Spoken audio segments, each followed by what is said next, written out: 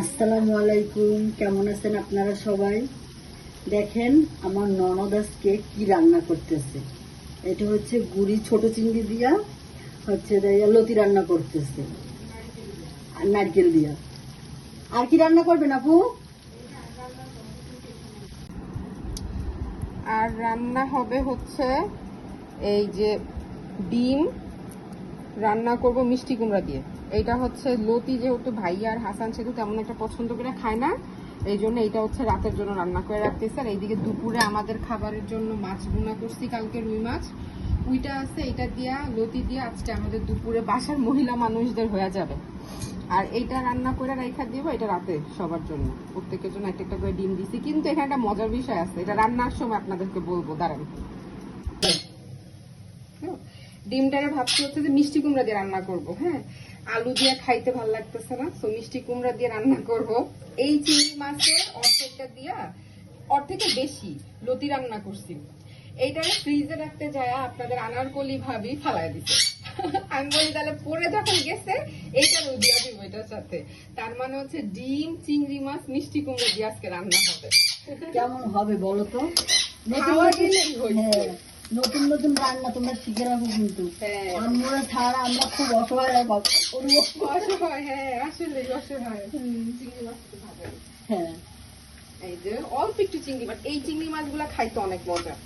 আমার কাছে বড় চিংড়ির থেকে এই চিংড়ি মাছটা খাইতে ভালো লাগে, মুখে লাগে। এটা কিন্তু যে দেশি চিংড়ি, সহজে এটা সব জায়গাতে পাওয়া যায় না, মাঝে মাঝেই বাজারে দেখা যায় উঠে। তাই না? দেখা যায় যে একদিন আমাদের ভাবি রান্না করে, একদিন আমি রান্না করি। আসলে যে যখন সময় পাই, সুযোগ পাই, ওইভাবে রান্না বান্না করে দিন যাইতেছে। আপনারা তাড়াতাড়ি কমেন্ট করে আপনাদের আন্টিকে বলেন ঢাকায় আসতে। অনেক বেড়ানো হয়েছে।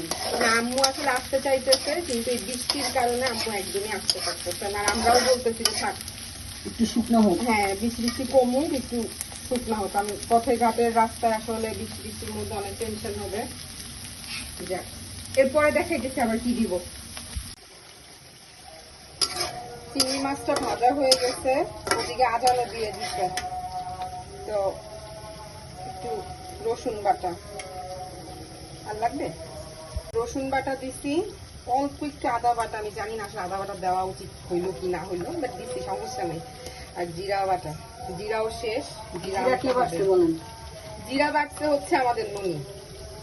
মাশাআল্লাহ, বাচ্চাগুলাও খুব সবাই মিলে অনেক সাপোর্ট করতেছে। রাঁধুনিদের অবস্থা বুঝছেন, এই হচ্ছে রাঁধুনিদের অবস্থা। এই যে ডিম গুলারে হালকা ভাজা দিয়ে ফেলছি, আর হচ্ছে ভাঙা কড়াইতে বসাইছি, কারণ আমার ভাবির নাকি বড় কড়াই মাছতে কষ্ট হবে। যাই হোক, ভাঙা হোক চূড়া হোক, সংসারের এইসব জিনিসই শান্তি। আপনারা যে যাই বলেন না কেন, এখন থেকে আর আপনাদের কারো কথাই গায়ে লাগাবো না, তাই না? তো আর এই যে এখানে হচ্ছে পেঁয়াজ কাঁচামরিচ ভাজতেছি। মজার বিষয় হচ্ছে যে ডিমটারে ভাবছি আমরা গুঁড়া আদা রসুন জিরা দিয়ে মশলাটা সুন্দর করে কষাইছি। আর হচ্ছে আপনাদের চিংড়ি মাছ আগে ভাজছি, এবার হচ্ছে হলুদ মরিচ দিব।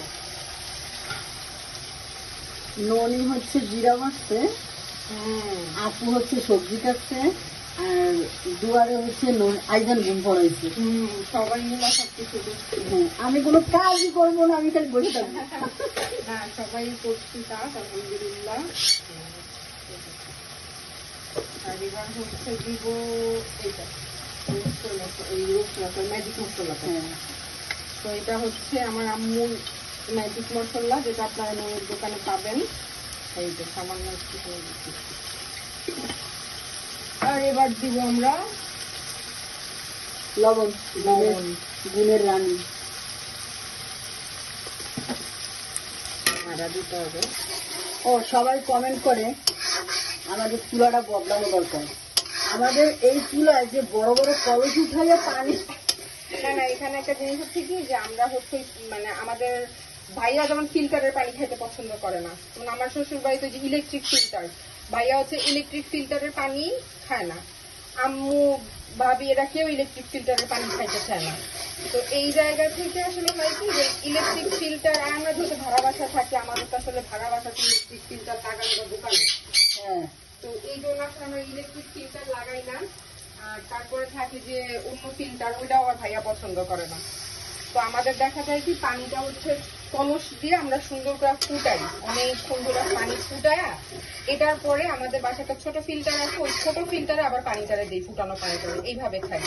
আর আসলে ফুটানো পানিটাই খাইতে কেমন যেন একটু বেশি বিশ্বাস হয়, তাই না? হ্যাঁ তো এই জন্য আসলে আমাদের কাছে মনে হয় যে আর থাকুক না বাবা, মানে সংসারের জিনিসই তো চলতেছে, এটা কেন ফালায় দিব, কি দরকার।